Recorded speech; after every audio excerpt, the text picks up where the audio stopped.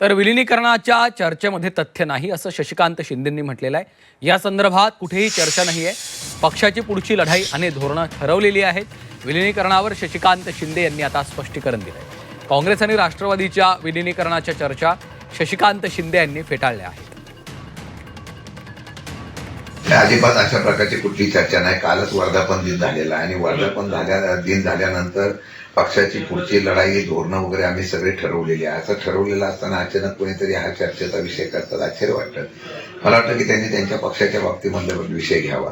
आमच्या पक्षाच्या बाबतीत अशी कुठल्याच प्रकारची चर्चा झालेली नाही विलिनीकरणाची। उलट परवाच्या दिवशी दिल्लीमध्ये झालेल्या महाविकास इंडिया आघाडीच्या बैठकीमध्ये आदरणीय सुप्रियाताई त्यामध्ये आमच्या पक्षाचं प्रतिनिधित्व म्हणून त्या ठिकाणी उपस्थित राहिला।